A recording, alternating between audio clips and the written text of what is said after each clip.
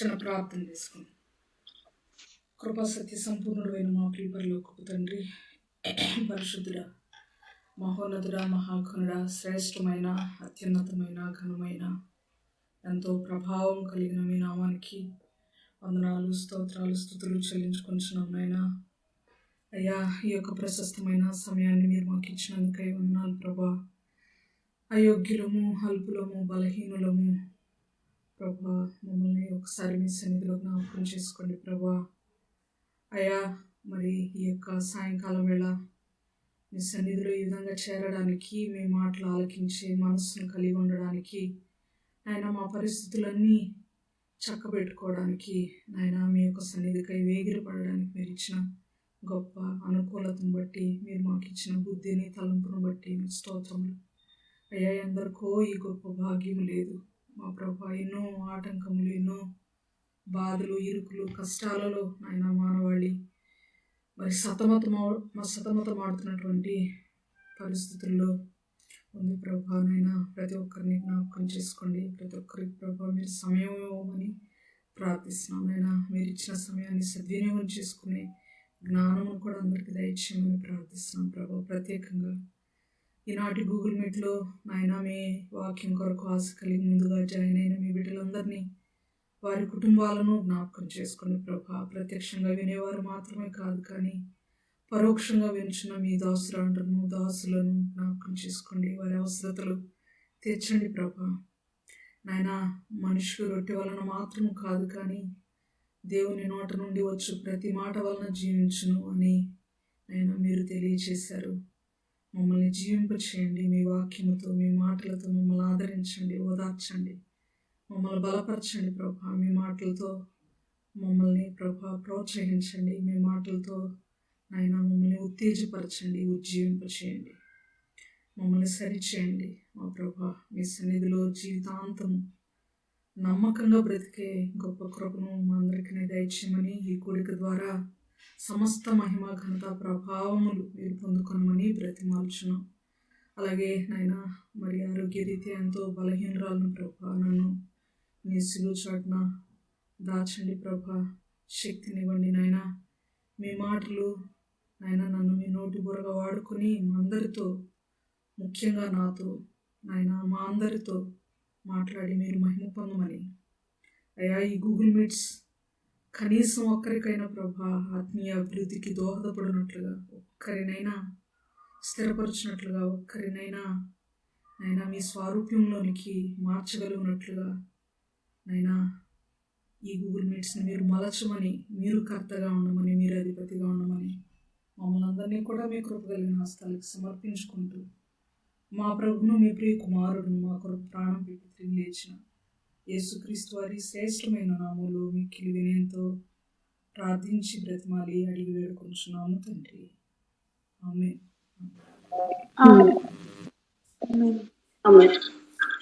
అందరు బాగున్నారని నమ్ముచున్నానండి. నేను కూడా ప్రభు మహాకృపను బట్టి, మీ అందరి ఇమ్మెన్స్ ప్రేయర్స్, ఎడతెగని ప్రార్థనలు బట్టి నేను కూడా క్షేమంగా ఉన్నాను. అందుకు చాలా సంతోషిస్తున్నాను. వాక్య భాగంలోకి వెళ్దాం. దానియేలు గ్రంథంలో 12వ అధ్యాయంలో 5 వచనాలు మనం ముగించుకున్నాము. ఈ దినాన 4 వచనాలు ముగించుకున్నాము. ఈ దినాన 5 నుండి 10 వచనాలు మనం ధ్యానం చేద్దాము. ఈ 5 నుండి 10 వచనాల భావము టోటల్గా మనకి ఇంకా మిగిలి ఉన్నది 8 వచనాలు ఉన్నాయి, 5 నుండి 13 వరకు. 5 నుండి 13 వచనాల వరకు ఉన్నటువంటి ఈ భాగాన్ని 2 భాగాలుగా చేసుకుందాం. ఎందుకంటే 4వ వచనంతో ఈ ప్రొలాంగ్డ్ విజన్ ఏదైతే ఉందో, ఈ యొక్క సుదీర్ఘ దర్శనము, పెద్ద దర్శనం ఏదైతే ఉందో, దాని వివరణ ముగిసింది 4వ వచనం వరకు. 5 నుండి 13 వచనాల వరకు ఇంకా కొంత ఎక్స్టెండ్ చేస్తూ ఒక సంభాషణ జరగడం మనం చూస్తూ ఉంటాం. దాన్ని మనము సవివరంగా నేర్చుకోవాలి అని అంటే ఇంకా మనకి ఐ థింక్ 2 లేక ఈ సెషన్తో కలిపి 2 లేక 3 సెషన్స్ పట్టొచ్చని నేను భావిస్తున్నాను సమయాన్ని బట్టి. సో ఓపికగా మనం ఈ వచనాలు మనం ధ్యానం చేద్దాం. చివరి వరకు ఎంతో శ్రద్ధగా వింటున్నారు అందరూ కూడా. అందుని బట్టి నేను ప్రత్యేకంగా చేతులు జోడించి మీకు నా హృదయపూర్వక వందనాలు, కృతజ్ఞతలు తెలియచేస్తున్నాను.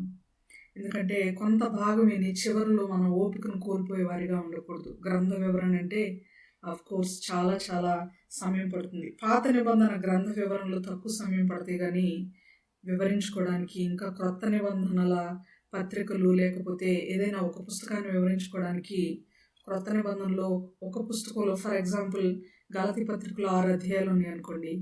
గలతీ పత్రిక కంటే కూడా మలాకి గ్రంథాలను లేకపోతే జఫన్యా, హగ్గై గ్రంథాలను వివరించుకోవడం మనకి చాలా సులువుగా ఉంటుంది. చాలా తక్కువ వచనాలు, ఎక్కువ అధ్యాయాలు ఉన్నప్పటికీ కూడా క్రొత్త నిబంధనలోని అధ్యాయాలు త్వరగా మనము ధ్యానం చేయడానికి చాలా కష్టతరంగా ఉంటాయి. పాత నిబంధన అధ్యాయాలు చాలా సులభంగా ఉంటాయి. ఎక్కడైనా మీటింగ్స్కి వెళ్ళినప్పుడు ఎవరైనా ఒక 3 రోజులు సమయం ఇచ్చి ఒక గ్రంథాన్ని వివరించండి అని అడిగినప్పుడు ఇమ్మీడియట్గా ఎవరైనా బోధకులు ఇమ్మీడియట్గా ఆలోచన చేసేది ఏంటంటే పాత నిబంధనలోని గ్రంథాలనే వివరించడానికి ప్రయత్నం చేస్తారు. ఎందుకంటే క్రొత్త నిబంధనలో 2-3 అధ్యాయాలు ఉన్నా కూడా అవి 2-3 రోజుల్లో వివరించే అంత సులువుగా మాత్రం ఉండవు. కాబట్టి మనం గమనించుకోవాలి. ఒకటే నేను చెప్పగలను, పాత నిబంధన మనకి పునాది అయితే క్రొత్త నిబంధన భవనం. ఆ భవనంలో మనం నివసిస్తూ ఉండాలంటే పునాది చాలా అవసరం. పునాది లేని భవనంలో ఉంటే అది మనకే ప్రమాదం. సో చాలామంది పాత నిబంధనని నిర్లక్ష్యం చేస్తారు. కొంతమంది క్రొత్త నిబంధనని నిర్లక్ష్యం చేసి పాత నిబంధనలోనే ఉంటారు. పునాదిలో మనం బ్రతకలేము, అలా అని భవనం మాత్రమే పునాది లేనిదిగా ఉంటే దానిలోనూ బ్రతకలేము.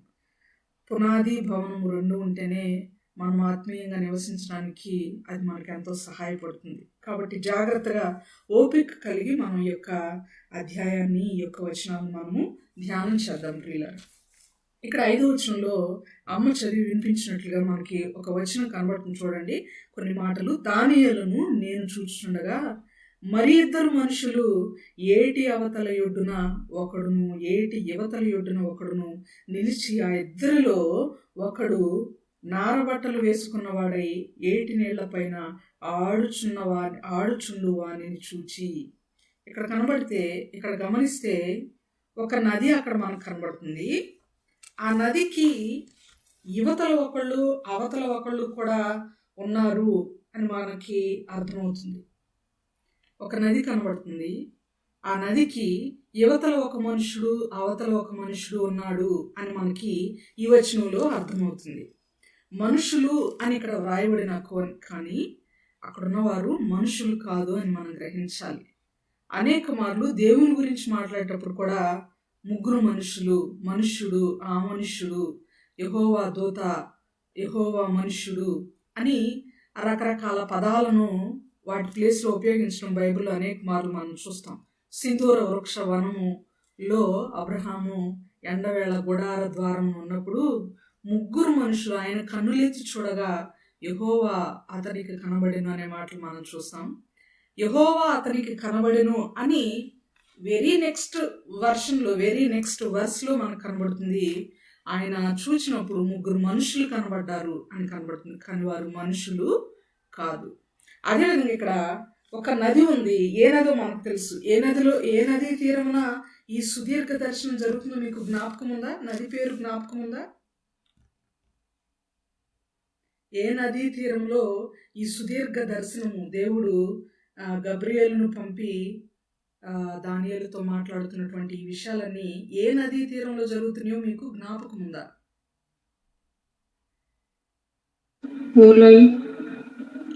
సారీ, వినపడలేదు సిస్టర్.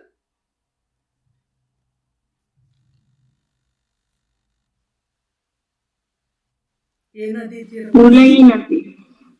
ఊలయి అనుకుంటున్నారా? ఓకే, ఒకసారి చూద్దాము. నేను మీకు ఒక పిక్చర్ని నేను ఇప్పుడు చూపిస్తున్నాను. ఈ లెసన్లో ఒకే పిక్చర్ ఉంది, భయపడద్దు. అది చూస్తే మనకి చాలా అవగాహన వస్తుంది.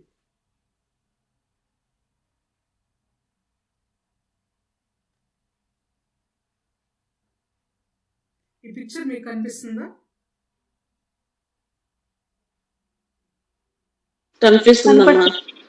Very good. ఇక్కడ మోకరించి ఒక వ్యక్తి ఉన్నారు.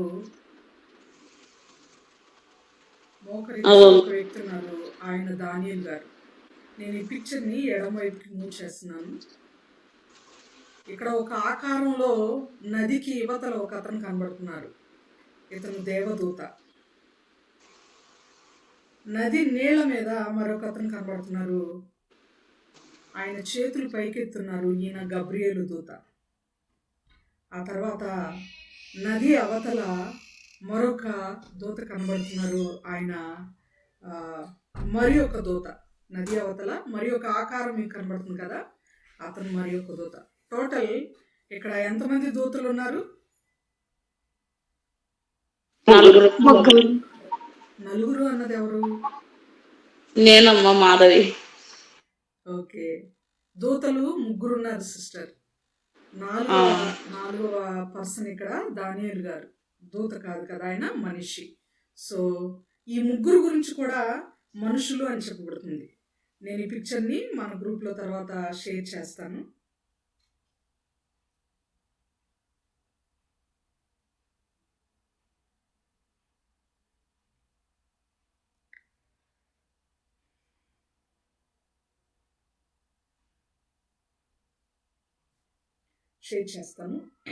మీకు అవగాహన కోసం నేను చూపించాను. ఒక నది ఉంది, అది ఊలై కాదు, హిద్దెకెలు. చూద్దాం బైబిల్లో. దానియేలు గ్రంథంలో 10వ వచనంలో 10వ అధ్యాయం 4వ వచనంలో ఒక నది పేరు మనకు కనబడుతుంది. చూడండి, దానియేలు గ్రంథము 10వ అధ్యాయము 10వ అధ్యాయం నుండి 12వ అధ్యాయం వరకు ఈ సుదీర్ఘ దర్శనం మనకు కనబడుతుంది. 10వ అధ్యాయంలో 4వ వచనం నేను చదువుతున్నాను, గమనించండి. మొదటి నెల 24వ తేదీ నేను హిద్దెకెలను గొప్ప నదీ తీరమున ఉంటిని. నేను కన్నులెత్తి చూడగా నారబట్టలు ధరించుకున్నప్పుడు కనబడిను. ఎవరు కనబడ్డారు? గబ్రియేలు దూత నారబట్టలు వేసుకొని కనబడి ఈ దర్శనాన్ని, ఈ యొక్క వివరణను దానియేలు గారికి తెలియజేస్తూ ఉంటారు. ఈ నది మనకి పిక్చర్లో చాలా చిన్నది కనబడిన చాలా పెద్ద నది. హిద్దెకెలు అనే నదీ తీరంలో ఈ దర్శనం కలుగుతుంది. మనం గుర్తుపెట్టుకోవాలి. ఓలై అనే నది గురించి కూడా ఉంది, కానీ చివరి దర్శనము ఉన్నది ఓలై కాదు, హిద్దెకెలు అనే నది. అయితే ఈ 10వ అధ్యాయం 4వ వచనంలో ఉన్న ఈ హిద్దెకెలు అనేటువంటి నది దగ్గర టోటల్గా ముగ్గురు దేవదూతలు ఉన్నారు. ఒక దేవదూత అనగా గబ్రియేలు నీటి మీద, ఆ నది నీటి మీద ఉన్నాడు, ఆడుచు ఉన్నాడు అనేటువంటి మాటలు మనకి నెక్స్ట్ మనం ముందు ఈ వాక్యంలో ముందుకు వెళ్తున్న కొలది మనకు అర్థమవుతుంది. ఒక అతను నది అవతల ఉన్నాడు, ఒక దేవదూత నది అవతల ఉన్నాడు. జస్ట్ దాన్ని మీరు పిక్చరైజ్ చేసుకోండి. 5వ వచనం మరొకసారి చదువుతున్నాను. దానియేలును నేను చూస్తుండగా మరి ఇద్దరు మనుషులు అనగా మరి ఇద్దరు దేవదూతలు ఏటి అవతలి ఒడ్డున ఒకడును ఏటి యువతల ఒడ్డున ఒకడును నిలిచిరి. ఆ ఇద్దరు నిలబడి ఉన్నారు. అంతే, ఆ డిస్క్రిప్షన్ అంతే 5వ వచనంలో. ఆ ఇద్దరిలో ఒకడు నారబట్టలు వేసుకున్నవాడై ఏటి నీళ్ల పైన ఆడుచుండు వాని చూచి ఈ ఆశ్చర్యము ఎప్పుడు సమాప్తమగునని అడుగగా. ఇక్కడ ఇద్దరు ఎక్స్ట్రాగా కనబడుతున్నారు. ఇప్పటి వరకు గబ్రియేలు దానియేలు వీళ్ళిద్దరి మధ్య మాత్రమే జరుగుతున్న సంభాషణను మనము 10వ అధ్యాయం నుండి 12వ అధ్యాయము మొదటి భాగం 4వ వచనం వరకు కూడా మాట్లాడుకుంటూ ఉన్నాం. మనం ఇప్పుడు ఒకటే అర్థం చేసుకోవాలి. ఏంటి అర్థం చేసుకోవాలి అంటే, ఇక్కడ గబ్రియేలు దానియేలు మాత్రమే కాదు, వారితో పాటు ఇద్దరున్నారు అని అర్థం చేసుకోవాలి. అప్పటి వరకు వాళ్ళ ప్రస్తావన లేదు. 12వ అధ్యాయం 5వ వచనం వరకు వీళ్ళ ప్రస్తావన లేదు. హఠాత్తుగా ఎక్కడి నుండి వచ్చారు? అప్పుడే వచ్చారా? ఈ దర్శనమంతా వివరించబడిన తర్వాత, గబ్రియేలు వివరించబడిన తర్వాత హఠాత్తుగా వచ్చారా వీరు అని కనుక ఆలోచించేస్తే నో, వాళ్ళు ఆల్రెడీ ఉన్నారు. కానీ వాళ్ళ గురించి ప్రస్తావించబడలేదు బైబిల్లో. ఆల్రెడీ ఉన్నారు అని మనం ఎలా చెప్పగలం? అంటే 6వ వచనంలో వాళ్ళు అడుగుతున్న ప్రశ్నే దానికి ఆధారం. ఏమని అడుగుతున్నారు? ఈ విషయాలన్నీ ఎప్పుడు జరుగుతాయి? ఈ ఆశ్చర్యము ఎప్పుడు సమాప్తమగునని అడుగగా గబ్రియేలును క్వశ్చన్ చేస్తున్నాడు. ఆ ఇద్దరు దూతల్లో ఒక దూత ఏం చెప్పాడు? గబ్రియేలు ఇంతవరకు ఏదైతే చెప్పాడో, దానియేలు నువ్వు మాత్రం భయపడబాకు, గ్రంథమందు లిఖించబడిన వారు తప్పించుకుంటారు, కొందరు మాత్రం దేవుని ఎరిగిన వారైనా తప్పించుకోరు. దేవుడు వాళ్ళని ఖడ్గానికి, అగ్నికి, మరణానికి, శోధనలకి, కష్టాలకి వాళ్ళని అప్పగిస్తాడు. కొందరు తప్పించుకుంటారు. అయినా నువ్వు భయపడద్దు, మరణించిన వారు తిరిగి ఖచ్చితంగా లేస్తారు. ఒక రాకడ, రెండవ రాకడ అనేది ఒకటి ఉంది. అంత్యకాలం అనేది అందరికీ సంబంధించిన అంత్యకాలం ఒకటి ఉంది. అప్పుడు అందరూ దేవుణ్ణి చూస్తారు. నువ్వు భయపడద్దు, బాధపడద్దు అని ఈ విషయాలన్నీ చెప్తూ వచ్చినప్పుడు విన్నారు కాబట్టే, మిగిలిన 2 దూతలు కూడా విన్నారు కాబట్టే ఆ దూతలిద్దరిలో ఒకరు అడుగుతున్నారు, ఈ ఆశ్చర్యము ఎప్పుడు సంభవించును, ఎప్పుడు సంభవించును? ఎవరిని అడిగారు ఈ క్వశ్చన్? నారబెట్టలు వేసుకొని ఏటిపైన అల్లాడుచుండిన వారిని. అల్లాడుచున్నాడు అని అంటే ఇక్కడ ఇంగ్లీష్ బైబిల్లో ఏమని రాస్తుందంటే over to the river, over to the river or over to the water అని రాస్తుంది. 2 డిఫరెంట్ బైబిల్స్లో 2 డిఫరెంట్ విధంగా. ఓవర్ అంటే ఇది ఇప్పుడు నీటి ఉపరితలం ఇది అనుకోండి, నిలబడి ఉన్నాడంటే ఉపరితలానికి టచ్ అయి ఉండాలి ఇలా. కానీ ఇలా టచ్ అవ్వకుండా జస్ట్ ఇలా గ్యాప్తో ఉన్నాడు అనుకోండి, ఇది ఓవర్ అంటారు. ఓవర్ అల్లాడడం అంటే ఓవర్, నీటి మీద అల్లాడుచు ఉండడం అంటే కదులుచు ఉండడం. అంతేకాని ఆన్ ద వాటర్ అంటే జస్ట్ నీటికి టచ్ అవుతూ ఇలా ఉండడం. ఈ డిఫరెన్స్ మీకు అర్థమైందని అనుకుంటున్నాను. అర్థమైందండి? నీటి మీద అంటే ఇలా, ఓవర్ టు ద వాటర్ నీటి పైన అంటే ఇలా. ఈ పదం చదవగానే మనకు ఒక వచనం ఇమ్మీడియట్గా గుర్తు రావాలి. నీటి మీద, నీటి మీద అల్లాడుచుండును అంటే ఆది కాండంలో ఏముంటది? భూమి కదా, చీకటి అగాధ జలము పైన కమ్యుండెను, దేవుని ఆత్మ జలముల పైన అల్లాడుచుండెను అంటే ఏదో శోధనలు, వేదనలు, కష్టాలు వచ్చి అల్లల్లాడుతూ సతమతమైపోతూ ఘోరాతి ఘోరంగా విలపిస్తూ ఉండడం అని కాదు అర్థం. అల్లాడుచుండెను అంటే కదులుచుండెను. ప్రథమ ఫలముల పండుగలో కూడా పనను తీసుకురావాలి కదా దేవుని యొక్క సన్నిధికి, దానిని అల్లాడింపవలను అంటే దాన్ని టార్చ్ చేసి అటుకొట్టి ఇటుకొట్టి దాన్ని ఏదో టార్చ్ చేయడం అని కాదు అక్కడ అర్థం. అల్లాడింపవలను అంటే కదిలిస్తూ ఉండవలను.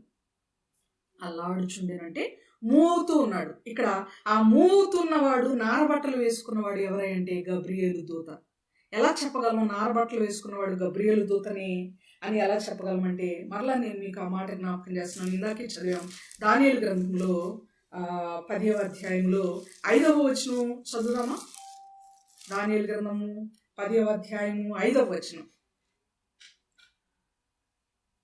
నేను కన్నులెత్తి చూడగా నారబట్టలు ధరించుకున్న ఒకడు కనబడిను, అతడు నడుమున మేలిమి బంగారు నడికట్టు కట్టుకొని ఉండెను. నారబట్టలు ధరించుకున్నవాడు ఇక్కడ 10వ అధ్యాయంలో కూడా గబ్రియేలు దూత. ఆ దర్శనం యొక్క ప్రారంభం అది. సుదీర్ఘ దర్శనం, చివరి దర్శనం యొక్క ప్రారంభ దశ అది. నారబట్టలు ప్రజెంట్ ఈ టెక్స్ట్లో, ఈ కాంటెక్స్ట్లో ఉన్నటువంటి నారబట్టలు ధరించుకున్నవాడు గబ్రియేలు దూత. నారబట్టలు ధరించుకున్నవాడు యేసు ప్రభు గురించి అనేక మార్లు ఉంది, యెహోవా దేవుని గురించి అనేక మార్లు ఉంది, కొంతమంది రాజులు నారబట్టలు ధరించుకున్నారని అనేక మార్లు ఉంది. కానీ మన వాక్యం నారబట్టల గురించి కాదు కాబట్టి ఎక్కువగా దాన్ని నేను డెప్త్లోకి వెళ్ళలేదు. ఇక్కడ ఈ కాంటెక్స్ట్లో నారబట్టలు ధరించుకుని ఉంది గబ్రియేలు దూత. అందుకనే గబ్రియేలు దూతను మిగిలిన 2 దూతల్లో ఒక అతను అడుగుతున్నాడు, ఈ విషయాలన్నీ, ఈ ఆశ్చర్యకరమైనటువంటి సంఘటనలన్నీ ఎప్పుడు జరుగుతాయి? ఒకసారి మనం ఆలోచన చేస్తే ఈ సందర్భాన్ని వాస్తవంగా చెప్పాలంటే బహుశా దానియేలు గారి బ్రెయిన్లో కూడా ఇదే ఆలోచన ఉంటుంది. ఇన్ని చెప్పినప్పుడు ఎప్పుడు జరుగుతుంది ఇది అని అంటారు. పిల్లలు మన ఊరు వెళ్ళేటప్పుడు నేను ఇంటికి రాబోతున్నాను, నీకు కావాల్సిన అన్ని టాయ్స్ అన్నీ తీసుకొస్తున్నాను, నేను నీతోనే గడుపుతాను, నేను వచ్చిన తర్వాత నీ పక్కనే పడుకుంటాను, మనిద్దరం కలిసి గార్డెన్కి వెళ్దాం, సముద్రం దగ్గరికి వెళ్దాం, నర్సరీకి వెళ్దాం, ఈ మాటలు చెప్తున్నప్పుడు ముఖ్యంగా మా తమ్ముడు కొడుకున్నాడు శాంతన్ అని, చిన్న బాబు, నేను వస్తాను, ఇలా చేద్దాం, మనం ఇలా స్పెండ్ చేద్దాం అని బాబుతో నేను మాట్లాడుతున్నప్పుడు ఇమ్మీడియట్గా తను నన్ను అడిగేది, ఎప్పుడు వస్తావు? అది చెప్పాను అనుకోండి, చెప్పిన తర్వాత డేలో ఫోన్ చేసిన ప్రతిసారి 2-3 సార్లు ఎప్పుడు వస్తావు, ఎప్పుడు కాలం గురించి క్వశ్చనింగ్ వచ్చేస్తుంది. అలాగే గబ్రియేలు దూత మాట్లాడుతున్నప్పుడు ఈ సంఘటనలన్నీ ఎప్పుడు జరుగుతాయి, ఎప్పుడు ఇది సంభవిస్తుంది అనేటువంటి ఆ ఆరాటం, ఆ క్యూరియాసిటీ అఫ్కోర్స్ దానియేలు గారి బ్రెయిన్లో కూడా ఉంటుంది. కానీ దానియేలు గారు ఇక్కడ క్వశ్చన్ చేయలేదు, కానీ ఈ వచ్చిన వరకు నెక్స్ట్ క్వశ్చన్ చేస్తారు ఆయన కూడా.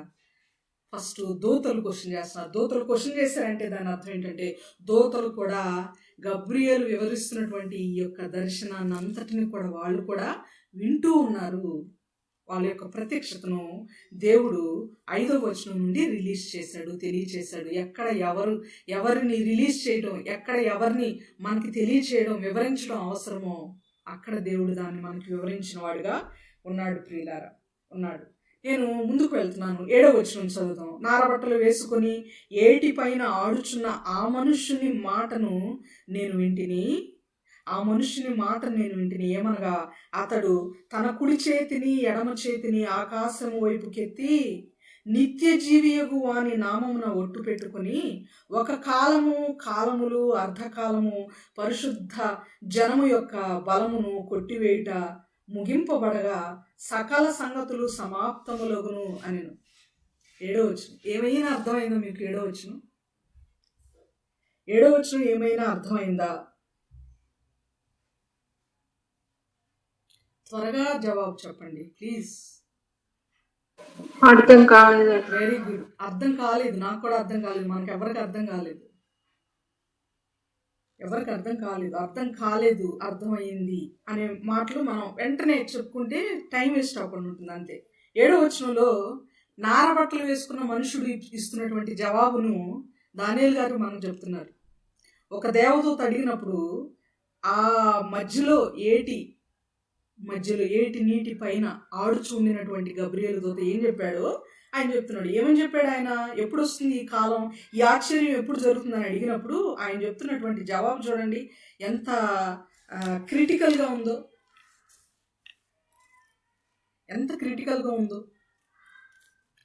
ఈ క్రిటికల్గా ఉన్నటువంటి కొన్ని స్టేట్మెంట్స్ని ఏమంటామంటే ఎంటిమాటికల్ స్టేట్మెంట్స్ అంటాం. ఎనిట్మాటికల్ స్టేట్మెంట్స్ అంటాం. గూఢార్థ భావములు కలిగినటువంటి వాక్యాలు. ఈయన అంటున్నాడు ఎప్పుడు వస్తుంది అంటే ఒట్టు పెట్టుకుంటున్నాడు చేతులెత్తి. ఫస్ట్ ముందు ఇది ఆయన బాడీ లాంగ్వేజ్ ముందు గమనిద్దాం మనం. చేతులెత్తి ఒట్టు పెట్టుకుంటూ ఆయన మాట్లాడుతున్నాడు. ఏమని మాట్లాడుతున్నాడు అంటే ఒక కాలము వచ్చును ఏమంటున్నాడు 7వ వచనంలో? ఏమనగా అతడు తన కుడి చేతిని ఎడమ చేతిని ఆకాశం వైపుకెత్తి నిత్య జీవియగు వాని నామమును ఒట్టు పెట్టుకొని ఒక కాలములు అర్ధకాలములు పరిశుద్ధ జలము యొక్క బలమును కొట్టివేయుట ముగింపబడగా సకల సంగతులు సమాప్తములగును అంటున్నాడు. ఒక కాలము, అర్ధకాలము, పరిశుద్ధ జలము యొక్క బలము. ఒక కాలము, అర్ధకాలం అనే మాటలు చూడండి ఎలా ఉన్నాయో. ఒక కాలం అంటే 1 సంవత్సరం, అర్ధకాలం అంటే 1/2 సంవత్సరం అని చాలామంది దైవజనులు కాలం అనగానే అది 1 సంవత్సరం అని తీసేసుకొని దాన్ని వాళ్ళ స్టైల్ ఆఫ్ డిస్క్రిప్షన్లో చెప్తూ ఉంటారు. కానీ ఈ డిస్క్రిప్షన్లో, ఈ యొక్క వివరణలో గబ్రియేలు దూత చెప్పినటువంటి వివరణ దూతలకి కాదు కదా, దానియేలు గారికి కూడా అర్థం కాలేదు. ఎవరికి అర్థం కాని వివరణ ఇది. అందుకని దీని గూఢార్థ భావంతో కూడిన స్టేట్మెంట్ అంటాం. అర్థం కాకుండానే చెప్పాడు ఆయన. కానీ చెప్పేటప్పుడు ఎంత స్ట్రాంగ్గా, ఎంత పక్కాగా చెప్పాడంటే ఆయన చేతులెత్తి జీవము కలిగిన వాని నామం మీద ఒట్టు పెట్టుకొని మాట్లాడుతున్నాడు. ఎవరైనా చేతులెత్తి ఒట్టు పెట్టుకొని ఆకాశం వైపు చేతులెత్తి మాట్లాడుతున్నారు అని అంటే ఆ మాటలకి ఇక తిరుగులేదు అని అర్థం. ఆది కాండంలో భక్తుడైన మన పితరుడైన అబ్రహాము గారు ఉన్నారు. అబ్రహాము గారు ఒక సందర్భంలో ఒక రాజు సొదొమ గొమొర్రా మీద దాడి చేసి లోతును అటాక్ చేసినప్పుడు లోతును రక్షించుకునేటువంటి ప్రక్రియలో ఆ రాజు మీదకి ఈయన వెళ్ళి విజయం సాధించి వచ్చిన తర్వాత ఇంకొక రాజు ఈయన దగ్గరకు వచ్చి అంటాడు, నా జనాన్ని, నా వాళ్ళను మరి నువ్వు కాపాడావు కాబట్టి, ఎవరైతే సొదొమ గొమొర్రాలకు సంబంధించిన రాజు, ఆయన వచ్చి నా ప్రజలను, మమ్మల్ని మీరు కాపాడారు కాబట్టి మీకేది కావాలో, జనం మాత్రమే నాకుంటే చాలు, ఆస్తిపాస్తులు, ధనబలము, ఇంకా ఏదైతే ఉంటుందో అదంతా కూడా మీరు తీసుకోండి అని చెప్పి అబ్రహాముకు చెప్పినప్పుడు అబ్రహాము చేతులెత్తి చాలా దృఢంగా ఒక మాట అంటాడు. ఒకసారి చదువుదాం ఆ మాట. ఆది కాండము 14వ అధ్యాయము 22వ వచనం.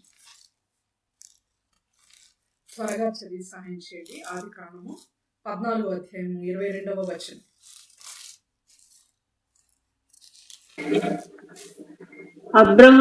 అబ్రాము నేనే అబ్రామును ధనవంతునిగా చేస్తుడని నీవు చెప్పకుండానట్లు ఒక నూలు పోగైనను చెప్పుల వారైనను నీ వాటిలో ఏదైనాను తీసుకొనని ఆకాశమునకు భూమికిని సృష్టికర్తయును సర్వోన్నతుడును దేవుడినైన యెహోవా ఎదుట నా చెయ్యి ఎత్తి ప్రమాణం చేసి ఉన్నాను.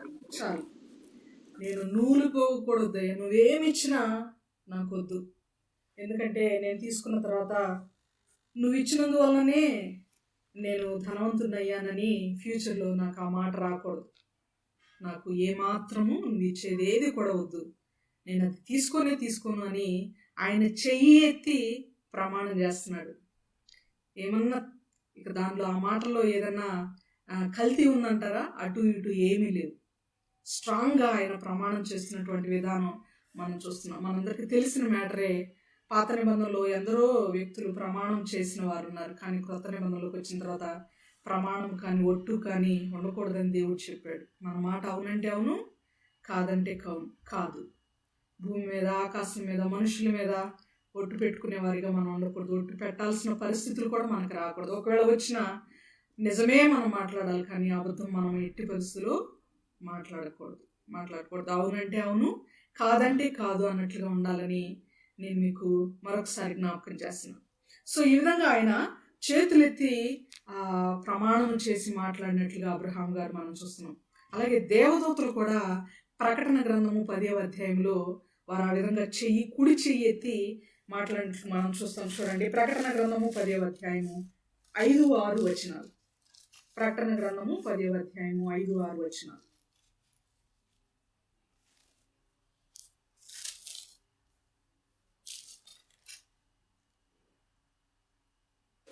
మరియు సముద్రం మీదను భూమి మీదను నిలిచి ఉండగా నేను చూచిన ఆ దూత తన కుడి చెయ్యి ఆకాశం తట్టు ఎత్తి పరలోకమును అందులో ఉన్న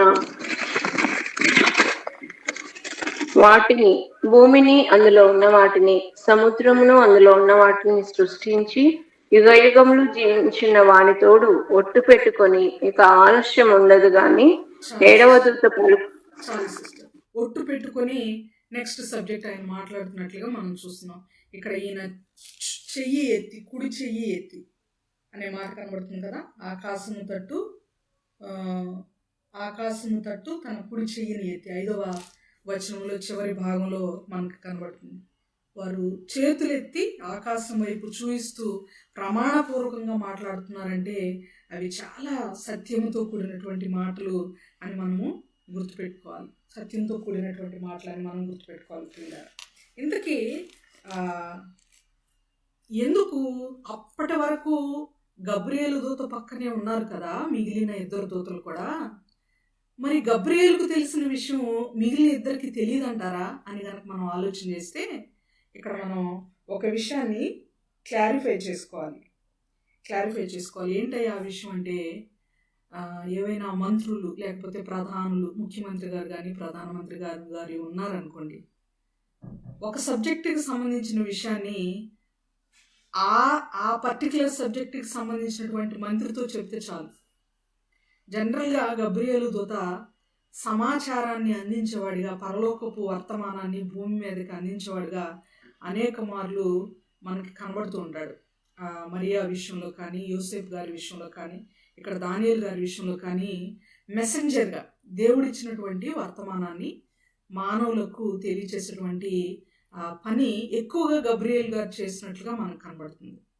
సో కొన్ని విషయాలు దేవుడు ఎవరికి చెప్పాలో వాళ్ళకి చెప్తారు. అందరి దూతలకు కూడా చెప్పాల్సిన అవసరం లేదు, కొందరికి తెలియకుండా కూడా ఉండొచ్చు. అలాగే ఇక్కడ మిగిలిన ఇద్దరికి కూడా ఈ విషయాన్ని దేవుడు తెలియపరచలేదు. అందుకని ఈ ఆశ్చర్యము ఎప్పుడు జరుగును అనేటువంటి క్యూరియాసిటీ వీళ్ళలో కనబడుతుంది. మరొక పాయింట్ మనం అర్థం చేసుకోవాల్సింది ఏంటంటే, దేవదూతలకు మానవుల పట్ల ఎంతో క్యూరియాసిటీ ఉంటుందంట కాదు, బైబిల్ చెప్తుంది ఆ విషయం. ఎందుకు మానవుల యొక్క క్రియల పట్ల ఎందుకు దేవదూతలకు అంత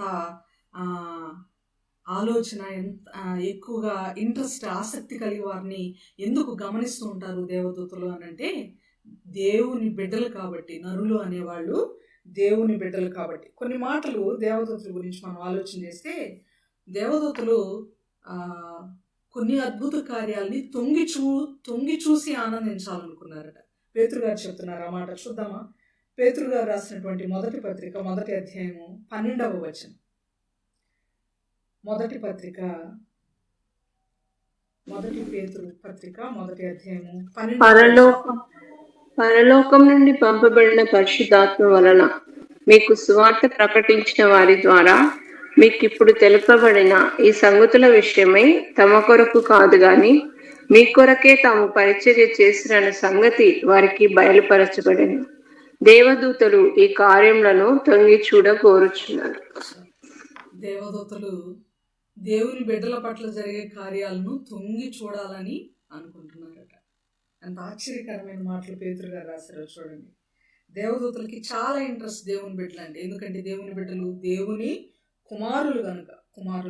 అన్ని విషయాలను దేవుడు అందరికీ కూడా తెలియచేయలేదండి. ఇంక్లూడింగ్ దేవదూతలు. కొందరికి మాత్రమే ఆయన తెలియజేశాడు. ఇంకొకటి, ప్రవక్తలకు కూడా ఈ విషయాలు తెలియజేయలేదు. ప్రవక్తలకు కూడా అందరు ప్రవక్తలకి అన్ని విషయాలు దేవుడు తెలియచేయలేదు. కొందరు ప్రవక్తలకు మాత్రమే కొన్ని విషయాలు మాత్రమే దేవుడు తెలియజేశాడు.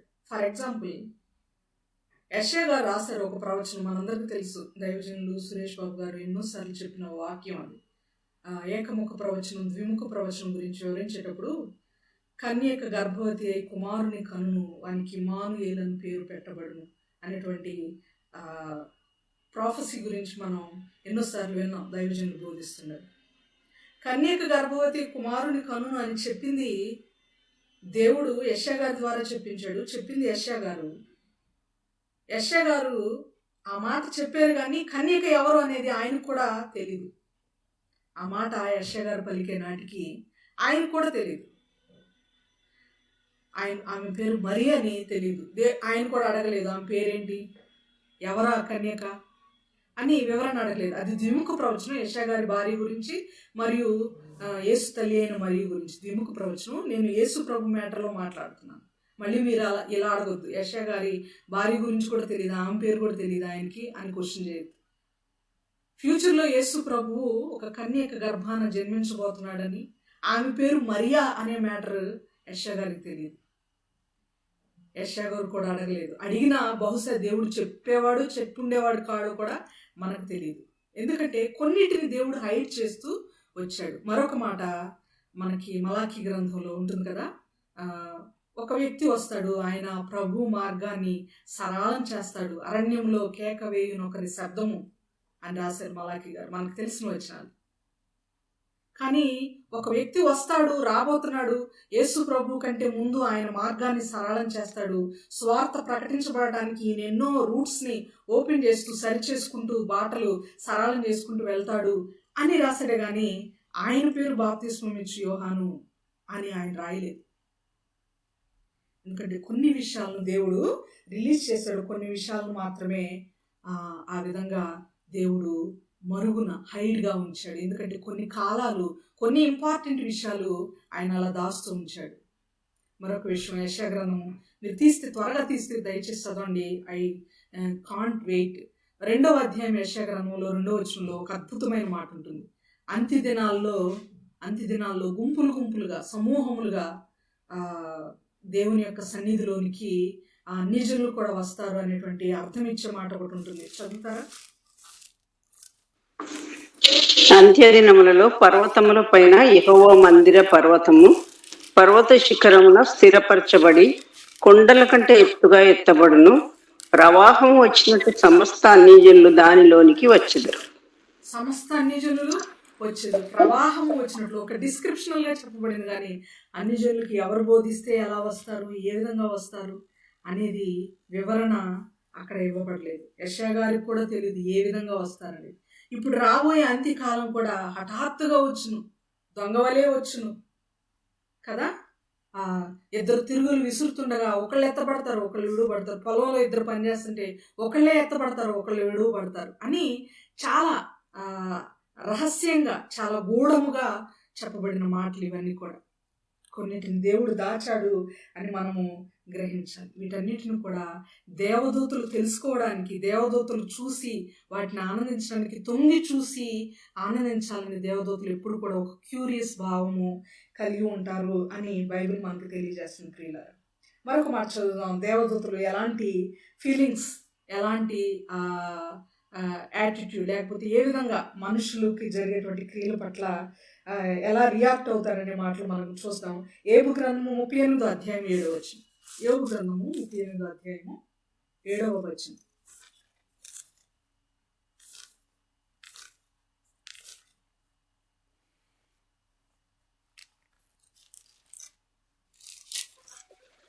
ఉదయ నక్షత్రములు ఏకంగా కూడి పాడినప్పుడు, దేవదూతలందరినూ ఆనందించి జయధ్వనులు చేసినప్పుడు దాని మూలరాతిని వేసిన వాడెవడు? సముద్రము. చాలు సిస్టర్, దేవదూతలు ఏం చేస్తున్నారంట? ఫస్ట్ భాగంలో ఉంది కదా, ఉదయ నక్షత్రములను ఏకముగా కూడి చదవండి సిస్టర్. ఫస్ట్ భాగం. ఉదయ నక్షత్రములు ఏకముగా కూడి పాడినప్పుడు, దేవదూతలందరినూ ఆనందించి జయధ్వనులు చేసినప్పుడు దాని మూలరాతిని వేసిన వాడెవడు? చాలు. ఉదయ నక్షత్రములు ఏకముగా కూడి పాడినప్పుడు, దేవదూతలు అందరూ ఆనందించి జయధ్వనులు చేసినప్పుడు, సృష్టిని బట్టి కూడా దేవదూతలు చాలా ఆనందిస్తారు. సృష్టి ఎవరి కోసం చేయబడింది? భూమి, నక్షత్రములు, సూర్యుడు, చంద్రుడు, ఆకాశము, నీరు, ఇవన్నీ కూడా ఎవరి కోసం సృష్టించబడ్డాయి? మన కోసమే కదా, మానవుల కోసం, దేవుని పిల్లల కోసం. అనఘుడగు తన తనయు సుఖమున మునుపు భూనభములను చేసి, ఒక పాటలో ఉంటుంది, దేవునికి స్తోత్రం అనేటువంటి పాటలో. అనగుడగు తన తనయుల కొరకు భూమిని, సృష్టిని, రాత్రిని ఏలే జ్యోతుల్ని, వీటన్నిటిని కూడా దేవుడు తయారు చేశాడు. వాటన్నిటిని చూసి కూడా ఈ దేవదూతలు ఆనందంగా జయధ్వనులు చేశారట. వాళ్ళకి అంత ఇంట్రెస్ట్ దేవదూతలకి అని దేవుని యొక్క వాక్యం మనకి జ్ఞాపకం చేస్తుంది. భూమి సృష్టించబడింది నరుల కొరకు. కీర్తనల గ్రంథము 115వ కీర్తన 16వ వచనం కనుక మీరు తర్వాత చదివినట్లయితే, భూమి నరులకు ఇవ్వబడింది అనేటువంటి మాటలు మనం అక్కడ చూస్తాం ప్రియులారా. అయితే ఏది ఏమైనా కొన్ని విషయాలే నరులకైనా, ప్రవక్తలకైనా, లేక దేవదూతలకైనా కొన్నిటిని మాత్రమే దేవుడు రిలీజ్ చేశాడు. ఎస్పెషల్లీ కాలం గురించి మాత్రం ఎవ్వరికి దేవుడు రిలీజ్ చేయలేదు. కాలము ఎవ్వరికి కూడా తెలియజేయలేదు. నేను నీ కాలంలో నీవెలా బ్రతకాలి, నియమింపబడిన దినములు అనేటువంటి వాక్యాన్ని వివరించేటప్పుడు చెప్పడం జరిగింది. మనం ఎన్ని రోజులు బ్రతుకుతాం, ప్రభా నేను ఎన్ని దినాలు బ్రతుకుతాను అని కనుక మనం క్వశ్చన్ చేసి దేవుని దగ్గర తెలుసుకోవాలనుకుంటే, దేవుడు మనకు చెప్పే ఆన్సర్ ఒకటే. అపోస్తుల కార్యముల గ్రంథంలో 1వ అధ్యాయం 7వ వచనంలో, కాలములను సమయములను తండ్రి తన స్వాధీనం ఉంచుకొని ఉన్నాడు. 1వ అధ్యాయం 6-7 వచనాల్లో ఉంటుంది అన్నమాట. తన స్వాధీనంలో ఉంచుకున్నాడు ఆయన ఎవ్వరికి కూడా వాటిని రిలీజ్ చేయలేదు అని గుర్తుపెట్టుకోవాలి. ప్రవక్తలు కూడా కొన్ని కాలాల గురించి రాశారు వాళ్ళు, కానీ మనం రాసిన కాలంలో ఏం జరిగింది, దేవుడు చెప్పింది జరిగిందా, ఈ కాలమేనా మనం చెప్పింది అని వాళ్ళకు కూడా అంతుబట్టక వాటిని పరిశోధించారంట. నేను రాసింది కరెక్టేనా, ఈ కాలం గురించేనా నేను రాసింది అన్నట్లుగా వాళ్ళు రాసినటువంటి ప్రవచనాలను మరలా వాళ్ళు ఒకసారి తిరగతోవి ఆ యొక్క ప్రవచనాలను పరిశోధించారని పేతురు గారు రాశారు. చదువుదా మాట, చాలా అద్భుతమైన మాట. పేతురు గారు రాసిన మొదటి పత్రిక 1వ అధ్యాయము 10-11 వచనాలు, 10-11 వచనాలు. పేతురు గారు రాసిన మొదటి పత్రిక 1వ అధ్యాయము 10-11 వచనాలు. మీకు కలుగు ఆ కృపను గూర్చి ప్రవచించిన ప్రవక్తలు ఈ రక్షణను గూర్చి పరిశీలించచ్చు తమ యందున్న క్రీస్తు ఆత్మ, క్రీస్తు విషయమైన శ్రమలను గూర్చి, వాటి తర్వాత కలగబో మహిమలను గూర్చి ముందుగా సాక్ష్యం ఇచ్చినప్పుడు, ఆ ఆత్మ ఏ కాలంను ఎట్టి కాలంను సూచించు వచ్చెనో దాన్ని వివరించి పరిశోధించింది. దానిని విచారించి పరిశోధించింది. ఈ శ్రమలు వస్తాయి, క్రీస్తు వస్తాడు, శ్రమలు వస్తాయి, తర్వాత మహిమ ఉంటుంది. ఈ విషయాలన్నీ దేవుడు ప్రవచనాత్మకంగా ఇంతకు ముందే రాయించిన వాటిని మరలా విచారించి వాటిని డీటెయిల్గా వాటి యొక్క వివరాలు తెలుసుకోవడానికి ప్రవక్తలు పరిశీలిస్తూ వాటిని విచారిస్తూ వచ్చారు. ఏ కాలం, ఏ టైం అది అని వాళ్ళు ఆ ఎంక్వైరీ చేసుకుంటూ వాళ్ళు రాసినటువంటి విషయాలను పరిశీలన చేసుకుంటూ వచ్చారు అనే మాటలు మనకు కనబడుతుంది. ఎంత అద్భుతమైన మాటలు కదండి ఇవి.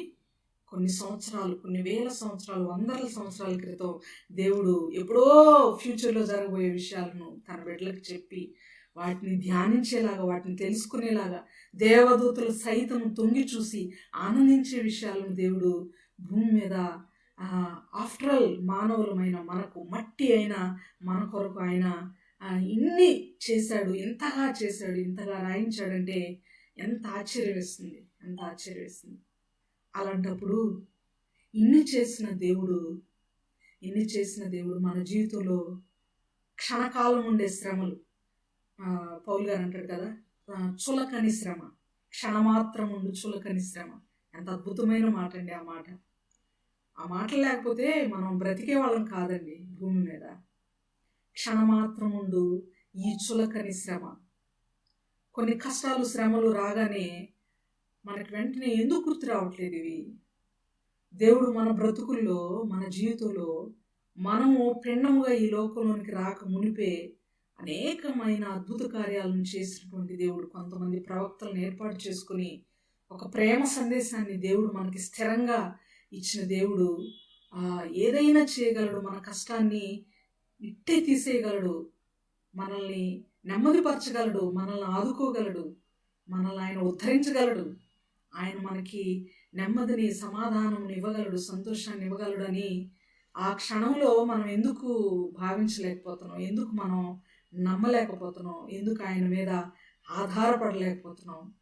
ఆయన యొక్క ఆ అద్భుత కార్యాలు మనం ఎందుకు జ్ఞాపకం చేసుకోలేకపోతున్నాం అని అంటే మానవుని యొక్క నైజం అయిపోయింది. అది మానవుని యొక్క నైజం. దేవుని యొక్క గుణగణాలను, ఆయన అద్భుత కార్యాలను, ఆయన మన పట్ల చేసిన గొప్ప గొప్ప విషయాలను మర్చిపోయాం మనం. అవి కనుక నెమరు వేసుకుంటే, వాటిని కనుక మనం జ్ఞాపకం చేసుకుంటే ఎట్టి పరిస్థితుల్లో కూడా మనము డిసప్పాయింట్ అవ్వం ప్రియులారా, డిసప్పాయింట్ అవ్వం. ఆయన అంటున్నాడు, దేవదూతలు కొన్ని విషయాలు, దేవదూతలకు, మానవులకు లేక ప్రవక్తలకు చాలా విషయాలు తెలీదు. అన్నిటినీ దేవుడు అందరికీ రిలీజ్ చేయలేదు అని ఈ వచనాలను దేవుడు మనకి జ్ఞాపకం చేస్తూ ఉన్నాడు. దానియేలు గ్రంథంలోకి వెళ్దాం. దానియేలు గ్రంథంలో నెక్స్ట్ వచనాన్ని మనం చదువుకుందాం ప్రియులారా, త్వరగా ముగించుకుందాం. దానియేలు గ్రంథంలో 7వ వచనం మళ్ళీ నేను చదువుతున్నాను. నారబట్టలు వేసుకుని ఏటిపైన ఆడుచున్న మనుషుని మాట నేను వింటిని. ఏమనగా అతడు తన కుడి చేతిని, ఎడమ చేతిని ఆకాశం వైపుకెత్తి నిత్య జీవియగు అని నామమును ఒట్టు పెట్టుకుని ఒక కాలములు అర్ధకాలము పరిశుద్ధ జలము యొక్క బలమును కొట్టివేయటం ముగింపబడగా సకల సంగతులు సమాప్తమగు. అర్థం కాకుండా ఇచ్చాడు జవాబు. ఇక్కడ ఈ మాటను చాలా మంది దైవజనులు తీసుకొని ఒక కాలం అంటే 1 సంవత్సరం, కాలములు అంటే 2 సంవత్సరాలు, అర్ధకాలం అంటే హాఫ్ ఇయర్, మొత్తం కలిపితే 3.5 సంవత్సరాలు. ఇది యేసు ప్రభు యొక్క స్వార్థ పీరియడ్లో, ఆయన మినిస్ట్రీ పీరియడ్లో జరిగినటువంటి విషయాలను తెలియచేసే సంఘటన అని చెప్తారు. కానీ ఒక కాలం అంటే 1 సంవత్సరం, కాలములు అంటే 2 సంవత్సరాలనే ఎందుకు అనుకోవాలి? కాలములు అంటే 10 సంవత్సరాలు కూడా అనొచ్చుగా కాలములు అని. అర్ధకాలం అంటే అర్ధ సంవత్సరం అని వాళ్ళ ఓన్ ఇంటర్ప్రిటేషన్స్తో, వాళ్ళ ఓన్ ఆలోచనలతో ఆ విషయాలను ఇక్కడ చొప్పింపజేసి, ఇక్కడ సబ్స్టిట్యూట్ చేసి మాట్లాడుతూ ఉంటారు. అది ఏమాత్రము సత్యము కాదని మనం గుర్తుపెట్టుకోవాలి. మరి ముఖ్యంగా వాక్యాన్ని విభజించేటప్పుడు వాక్యం బోధించేవారు వాక్యమును, సత్యవాక్యమును సరిగా విభజించేవారై ఉండాలి. అంతేకాదు ఆ వాక్యమునకు పొల్లైనా సున్నైనా తీసేయకూడదు, యాడ్ చేయకూడదు. ఆ విధంగా వాక్యాన్ని వినేవాళ్ళం కూడా, మనం కూడా చాలా జాగ్రత్తగా దాన్ని గ్రహింపునకు తెచ్చుకోవాలని ప్రభు పేరిట మనం మనవి చేయబడుతున్నాం. అర్థం కాకుండా జవాబిచ్చాడు. అప్పుడు 8వ వచనంలో ఈయనేమంటున్నాడు చూడండి, నేను వింటిని కానీ గ్రహింపలేకపోతుంది. ఇందాక నేను అడిగాను అర్థమైందా మీకు అని అడిగినప్పుడు అర్థం కాలేదు అనే జవాబు వచ్చింది. ఎవరికి అర్థం కాలేదు? మనకేంటి, మనకు అర్థం కాలేదు సరికదా. అక్కడ దానియేలు గారికి కూడా అర్థం కాలేదు. దానియేలు గారు అంటున్నారు, నాకు అర్థం కాలేదు, నేను విన్నాను కానీ గ్రహింపల, నాకు అర్థం కాలేదు. అది కానప్పుడు మరలా అడుగుతున్నాడు దానియేలు గారు, నా ఏలినవాడా వీటికి అంతమేమని నేను అడుగగా. ఫస్ట్ దేవదూత అడిగాడు, ఇవి ఎప్పుడు జరుగుతాయి, వీటికి ఎండ్ ఏంటి అని అడిగాడు. ఇప్పుడు దానియేలు గారు అడుగుతున్నారు. యాక్చువల్లీ 4వ వచనం వరకు దర్శన భాగం అంతా కంప్లీట్ అయినా క్వశ్చన్ ఆన్సర్స్ పీరియడ్ అనమాట ఇది. దూతలకును దానియేలు గారికి మధ్యలో క్వశ్చన్ ఆన్సర్ సెషన్ అంటాం దీన్ని. చాలామంది మీటింగ్స్కి వెళ్ళినప్పుడు వాక్యం అంతా ప్రకటించడం అయిపోయిన తర్వాత సిస్టర్ చాలా బాగా చెప్పారు, బ్రదర్ చాలా బాగా చెప్పారు వాక్యం, కానీ కొన్ని క్వశ్చన్స్ ఉన్నాయి మా దగ్గర అని క్వశ్చన్స్ అడుగుతుంటారు, డౌట్స్ అడుగుతుంటారు.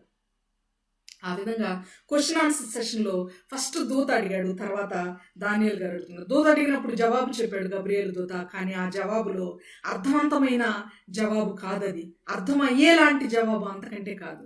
అర్థం కాలేదు దానియేలు గారికి, అందుకు మళ్ళీ అడిగాడు. మళ్ళీ అడిగినప్పుడు దూత ఏమంటున్నాడో చూడండి. నేను ఇంటిని కానీ గ్రహింపలేకపోతుంది, నా ఏలినవాడా వీటికి అంతమేమని నేను అడుగగా. 9వ వచనంలో అతడు ఈ సంగతుల అంత్యకాలము వరకు మరుగుగా ఉండునట్లు ముద్రింపబడినవి గనుక దానియేలు నీవు ఓరకుండుమని చెప్పాను. అంత్యకాలం వరకు మరుగుగా ఉండుటకు ముద్రింపబడినవి. మరుగుగా అంటే హైట్. ఇవి ఎవరికి అర్థం కాకుండా ఉండేలాగానే ముద్రించబడ్డాయి.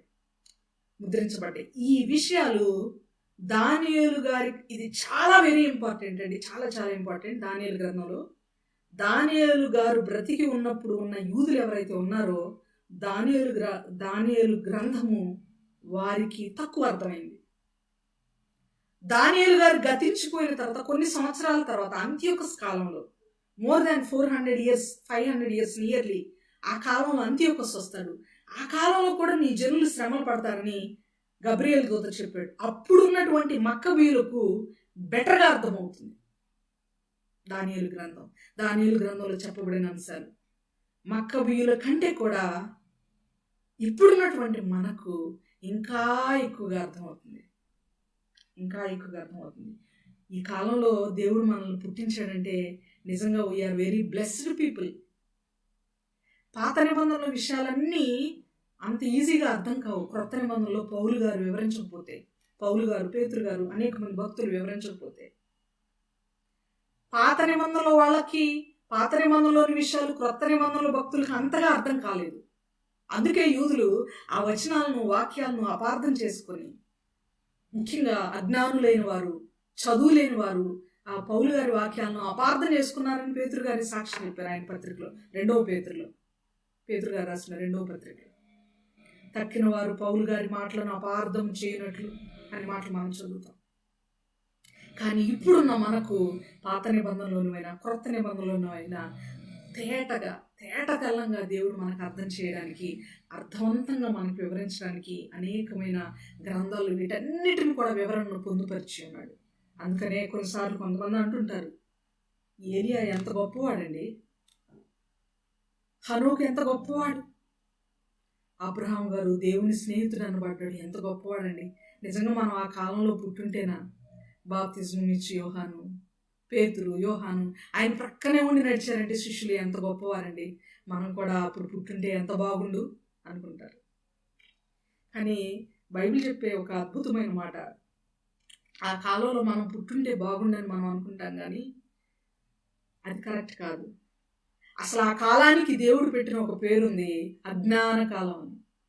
ఆ అజ్ఞాన కాలం అందైతే దేవుడు చూడనట్లుగా ఉన్నాడు, కానీ ఇప్పుడైతే అందరూ మారు మనసు పొందవలెనని ఆయన ఇచ్చించున్నాడు. ఇప్పుడైతే అందరు మారాలని కోరుకుంటున్నాడు. అప్పుడైతే అజ్ఞాన కాలం, చూడనట్లుగా వీళ్ళకి తెలియదులే వీళ్ళకి తెలియదు, వదిలేసేద్దాంలే, పోనీలే, క్షమించేద్దాంలే అని అనుకున్నాడు. ఆ కాలానికి దేవుడు పెట్టిన పేరేంటో తెలుసా? అజ్ఞాన కాలం. అజ్ఞాన కాలంలో పుట్టుంటే బాగుండని అనుకుంటున్నాం, కానీ ఇదే కాలం తెలుసా? విజ్ఞాన కాలం, రాకెట్ కాలం, విజ్ఞాన కాలం ఇది, అది అజ్ఞాన కాలం. ప్రియులారా, నేను ముందుకు వెళ్ళిపోతున్నాను. 8వ వచనంలో ఆయన చెప్తున్నాడు, వీటి అంతమేమని అడిగినప్పుడు ఆయన అంటున్నాడు, ఈ సంగతులు అంత్యకాలం వరకు మరుగుగా ఉండును. ఇవి ఎవరికి అర్థం అవ్వాలో వాళ్ళకి అర్థమవుతాయి. ఇవి ఎవరికి అర్థం అవ్వాలో వాళ్ళకి అర్థమవుతాయి. ఒకవేళ యెషయా గారు అడిగినా కానీ కన్యక అంటే ఎవరు అనేది, కన్యక వచ్చిన తర్వాత, కన్యక ద్వారా యేసు పుట్టిన తర్వాత ఆ కాలంలో ఉండే వాళ్ళకి అర్థమవుతుంది. అది చాలు, నీకు అర్థం అవ్వాల్సిన అవసరం లేదు. మార్గం సరళము చేసే ఆ భక్తుడు ఎవరో, ఆ స్వరం ఎవరో, అరణ్యంలో కేకవేయు ఒకరి శబ్దం ఎవరో ఆ కాలంలో ఉన్న వాళ్ళకి తెలిస్తే చాలు, నీకు అర్థం అవ్వాల్సిన అవసరం లేదు. ఎప్పుడు నేను చిన్నగా ఉన్నప్పుడు అర్థం అవడానికి చెప్తున్నాను పిల్ల. నా ఉదాహరణలన్నీ నా చుట్టూ ఉండేవి, నాలో ఉండేవి, నాతో ఉండేవి ఉంటాయి. యథార్థమైన అంటే యథార్థంగా జరిగిన సంఘటనలు కాబట్టి. పెట్ట కథలు, కట్టుకథల కంటే ఉన్నట్టు మాట్లాడుకుంటే చాలా తృప్తిగా ఉంటుంది. పప్పు అంటే అసలు ఇష్టపడను నేను. పప్పు వండినప్పుడు పొరపాటున ప్రార్థన వలనో, లేకపోతే కూరగాయలు ఏమన్నా లేకపోవడం వలనో, ఫ్రై కానీ ఏం చేయలేదు అనుకోండి, మా అమ్మ మీద చాలా కోపడేదాన్ని. చిన్నప్పుడు లేదు, ఇప్పుడు కాదు, చిన్నప్పుడు అజ్ఞాన కాలంలో, నా అజ్ఞాన కాలంలో కోపడి పప్పు వండినప్పుడు కనీసం ఏదో ఒకటి ఫ్రై చేయాలి కదా, ఫ్రై లేకపోతే ఒక ఆమ్లెట్ అన్నా వేయచ్చు కదా, అసలు ఎలా దిగుతుంది ఇది అని కోపడేదాన్ని. ఇప్పుడు నా పిల్లలు ఎప్పుడైనా నాకు టైం దొరకక ఒక్క కూర చేసినప్పుడు, లేకపోతే ఏదన్నా మ్యాక్సిమం 2 చేస్తాను, ప్రభు మహాకృపను బట్టి దేవుడు శక్తి ఇచ్చాడు, ఎప్పుడన్నా ఒకటే చేసాను అనుకోండి, ఇంక ఇది ఏదన్నా చేయొచ్చు కదా అన్నప్పుడు నా జ్ఞానకాలం నాకు జ్ఞాపకం వస్తుంది వెంటనే. అప్పుడు నా బిడ్డలకు నేను చెప్పే మాట ఏంటంటే, నేను కూడా మీలాగే చిన్నప్పుడు మా అమ్మతో ఇలాగే అనేదాన్ని, కానీ నేను అమ్మనైన తర్వాత నాకు చాలా విషయాలు అర్థమైంది. సమయం కుదరక, ఒక్కొక్కసారి వెజిటబుల్స్ లేక, ఒక్కొక్కసారి వీలుండక, శక్తి లేక, అనారోగ్యంగా ఉండి చేయలేకపోతూ ఉంటారు తల్లులు అనేది. ఒక్కొక్కసారి బిడ్డలు తన తల్లినో బైక్ ఎక్కించుకోనో, లేకపోతే స్కూటీ మీద తీసుకొని వెళ్తా ఉన్నప్పుడు పదే చెప్తారు తల్లిదండ్రులు. అందరు ఫాదర్స్ అలాగా ఉంటారో లేదో తెలియదు, కానీ మా ఫాదర్ చెప్పిన విషయాన్ని చెప్తూనే ఉంటాడు, జాగ్రత్తలు చెప్తూనే ఉంటాడు. రిపీటెడ్ ఇన్స్ట్రక్షన్స్ అన్నమాట. నాన్న ఎన్నిసార్లు చెప్తాను, నాన్న ఎన్నిసార్లు బైక్ ఎక్కించుకోలేదు, ఎన్నిసార్లు స్కూటీ మీద తీసుకెళ్ళలేదు, బైక్ మీద తీసుకెళ్ళలేదు నాకు తెలుసు కదా, ఎన్నిసార్లు ఇటు వెళ్ళలేదు నాన్న, నేను ఎన్నిసార్లు ప్రయాణం చేయలేదు, ఒంటరిగా ఎన్నిసార్లు ప్రేయర్కి రాలేదు, గోల్డ్ ఎలా వేసుకోవాలి, ఎక్కడ వేసుకోవాలి, హ్యాండ్ బ్యాగ్ ఎలా పెట్టుకోవాలి తెలుసు కదా అని అన్నాం అనుకోండి, వాళ్ళు చెప్పే జవాబు ఏంటో తెలుసా? నువ్వు కూడా తండ్రి అయితే, తండ్రి స్థానంలో ఉన్న వాళ్ళకి తెలుస్తుంది పిల్లల పట్ల ఉండే జాగ్రత్త ఏంటో. నువ్వు తండ్రి అయితే, తల్లి అయితే అప్పుడు తెలుస్తుంది నేను ఎందుకు చెప్తున్నాను ఈ మాటలు అని అంటారు వాళ్ళు. ఇన్ ద సేమ్ వే, అర్థం కావడానికి చెప్పిన విషయాలు. In the same way Gabriel దూత దానియేలుతో చెప్తున్నటువంటి మాటలు ఏంటంటే, వీటి అంతమేమని అడుగగా అంత్యకాలం వరకు మరుగుగా ఉండినట్లు ముద్రింపబడిన గనుక దానియేలు నీవు వరకుండు. ఇది ఏ కాలం వరకు ముద్రించబడుతుందో ఈ మాటలు ఆ కాలంలో రాబోయే వాళ్ళకి అర్థమవుతాయి. నీకు అర్థం కాకపోయినా నువ్వేం ఫీల్ అవ్వక, ఓరకుండు, బీ సైలెంట్ అని లేదు, అది ఇంగ్లీష్ బైబిల్లో గో అవే అని ఉంది. నువ్వు వెళ్ళిపో, నీ దారి నువ్వు చూసుకో, నువ్వు అంత ఫీల్ అవ్వాల్సిన అవసరం లేదు. ఇది ఎవరికి అర్థం అవ్వాలో వాళ్ళకి అర్థమవుతుంది అని గబ్రియేలు దూత చెప్పడం జరిగింది. ప్రియులారా, 10వ వచనం చివరి వచనమా, 9వ వచనం మరొకసారి చదువుతున్నాను. 9వ వచనం చెప్పుకున్నాము, ముద్రింపబడిన కనుక దానియేలు నీవు ఓరుకుండమని చెప్పిన 9వ వచనం. 10వ వచనం ఇప్పుడు, అనేకులు తమ్మును శుద్ధిపరచుకొని ప్రకాశమానులను నిర్మలులను అగుదురు, దుష్టులు దుష్ట కార్యములు చేయుదురు గనుక ఏ దుష్టుడును ఈ సంగతులను గ్రహింపలేకపోవును గాని బుద్ధిమంతులు గ్రహించెదరు. దుష్టులకి ఈ విషయాలు అర్థమవు, బుద్ధిమంతులకు అర్థమవుతాయి అని చెప్పాడు. బుద్ధిమంతులు అంటే ఎవరు? ఎన్నిసార్లు చదివేమో ఈ వచనాన్ని, ఎందుకో తెలియదు. దానియేలు గ్రంథం 11వ అధ్యాయంలో 32 నుండి 35 వచనాల్లో బుద్ధిమంతులు గొప్ప కార్యములు చేయుదురు, దేవుని ఎరిగిన బుద్ధిమంతులు, దేవుని యందు భయము కలిగిన బుద్ధిమంతులు నీతి కార్యములు చేయుదురు, బుద్ధి కలిగి నడుచుకుంటారని 11వ అధ్యాయం దానియేలు గ్రంథంలో మక్కబీలు గురించి చెప్పబడింది. కానీ ఈ గ్రంథం చదివిన వారు ఇంటర్ టెస్టమెంటల్ పీరియడ్లో కాన్సన్ట్రేటెడ్గా వినండి. ఇంటర్ టెస్టమెంటల్ పీరియడ్ అంటే మలాకి నుండి మత్తయి సువార్త మధ్యలో ఉన్నటువంటి ఆ సైలెంట్ పీరియడ్లో ఈ వాక్యాలు చదువుకున్న వాళ్ళు బుద్ధి కలిగి అర్థం చేసుకుంటారు. ఎందుకంటే ఇక్కడ జరిగినవన్నీ కూడా వరుసన జరుగుతుంటాయి. బైబిల్ చదువుతుంటే వరుసన అన్ని తేటతెల్లం అవుతుంటాయి. దేవుడు ఇది రాయించాడు, అంత్యోకస్ రాయించాడు, టాలమీ రాయించాడు, అది ఇది అన్నీ కూడా వాళ్ళకి జ్ఞప్తికి వస్తూ ఉంటాయి. ఒక పక్క జరుగుతుంటే బైబిల్ చదవని ఇదే కదా దేవుడు చెప్పింది, ఎస్ ఇది జరుగుతుంటే ఎస్ ఇదే కదా చెప్పింది అని వాళ్ళు బుద్ధి తెచ్చుకొని గ్రహిస్తారు. వాక్యం చదవని వాళ్ళు, దేవుని మాటల మీద లక్ష్యం ఉంచని వాళ్ళు, దేవుని మాటలు నిర్లక్ష్యం చేసేవాళ్ళు, బుద్ధిహీనులు ఈ మాటలు కేర్ చేయరు. కానీ బుద్ధిమంతులకి ఇది అర్థమవుతుంది, నువ్వు మాత్రం నెమ్మదిగా ఉండు అని చెప్పాడు. ఈ బుద్ధిమంతులు అంటే ఎవరంటే 3 గుణాలు వాళ్ళకి చెప్పాడండి. 3 గుణాలు వాళ్ళకి ఉన్నాయని చెప్పాడు. మొదటిది శుద్ధిపరచుకునే వారు. చాలా అద్భుతమైన వచనం ఇది. దానియేలు గ్రంథం 12వ అధ్యాయంలోని the best verse, 4 most important verse అని నాకు అర్థమవుతుంది. ఏంటి అని అంటే ఎలాంటి వారు వాళ్ళంటే అనేకులు అంటే బుద్ధిమంతులైన అనేకులు తమ్మును శుద్ధిపరచుకొని అంటే దీనిలో ఉన్నటువంటి అంతరార్థం ఏదంటే శుద్ధి చేసుకోవడం అంటే తమ పాపములు కడుక్కొని తమను తాము యేసు రక్తంలో శుద్ధి చేసుకొని బాప్తిస్మం తీసుకొని తమను తాము పవిత్రులుగా చేసుకుని వారు, దేవుని చేత పవిత్రపరచబడిన వారు. రెఫరెన్సెస్ అన్నీ మనకి చూడాల్సిన అవసరం కూడా లేదు. మొదటి యోహాను పత్రిక 1వ అధ్యాయం 9వ వచనంలో ఎవడైనా తన పాపములను తాను ఒప్పుకునేలా ఆయన నమ్మదగిన వాడు నీతిమంతుడు కనుక ఆయన ప్రతి పాపమును క్షమించి సమస్త దుర్నీతి నుండి వారిని నీతిమంతులుగా లేక పవిత్రులుగా తీర్చిదిద్దుతాడు. అలాంటి వారు శుద్ధి చేసుకునే వారు. గొర్రెపిల్ల రక్తంలో తమ వస్త్రములను ఉదుక్కునిన వారు, ఎర్రని తమ వస్త్రములను గొర్రెపిల్ల రక్తంలో ఉదుక్కొని తెల్లగా చేసుకున్నవారు, హిస్సోపుతో తమను తాము కడుగుకున్నవారు. ఇదంతా కూడా యేసు రక్తం గురించి. యేసు రక్తంలో మన పాపములను కడుగుకునే వారు, వారి పాపములను కడుగుకునే వారు, శుద్ధి చేసుకునే వారు. తర్వాత ప్రకాశమానులను, అనేకులు తమను శుద్ధిపరచుకొని ప్రకాశమానులను నిర్మలులను. ప్రకాశమానులు అంటే ప్రకాశం అంటే గ్లో, లైట్ని. ఎలా ప్రకాశము? క్రియల వలన. మత్తయి సువార్త 5వ అధ్యాయంలో మనం చదువుతాం కదా, 5:13 నుండి కిందకి చదివితే ప్రతి ఒక్కరు ఈ సత్క్రియలను చూసి యెహోవా నామాన్ని, దేవుని నామాన్ని స్తుతించే విధంగా ఉండునట్లు మీ సత్క్రియలను వారి ఎదుట ప్రకాశింపనీయుడి అనే మాటలు చదువుతాం మనం అక్కడ.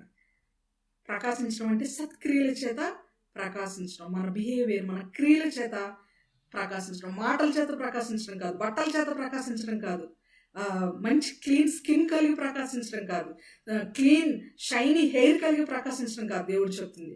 దేని గురించి చెప్తున్నాడు అంటే క్రియలతో ప్రకాశించమని చెప్తున్నాడు. We should enlighten by our deeds. మన క్రియల మూలముగా మనం ప్రకాశించాలి. We should glow with our deeds, with our actions.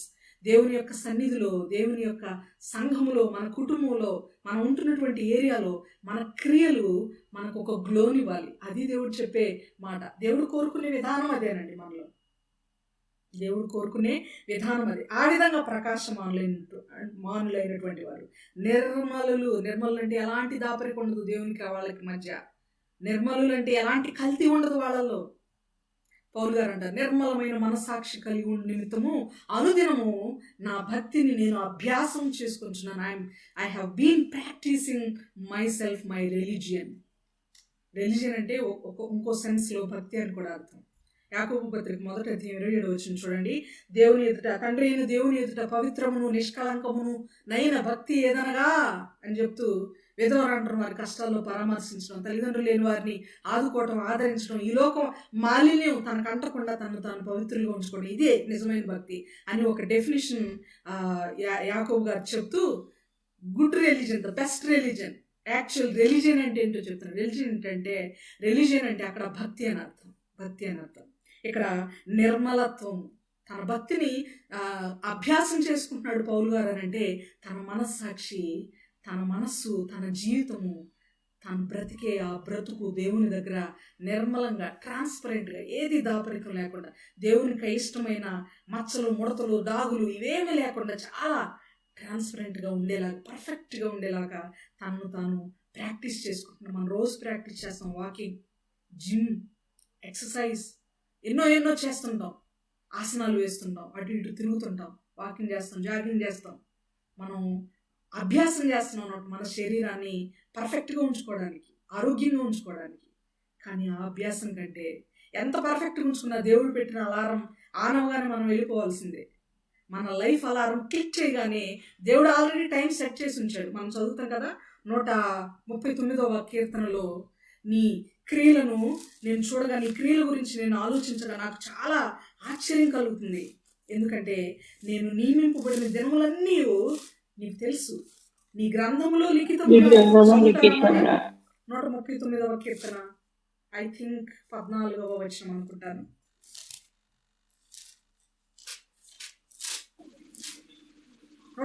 నీవు నన్ను కలుగజేసిన విధము చూడగా భయమును ఆశ్చర్యమును నాకు పుట్టుచున్నవి. అందును బట్టి నేను నీకు కృతజ్ఞతాస్తులు చెల్లించున్నాను.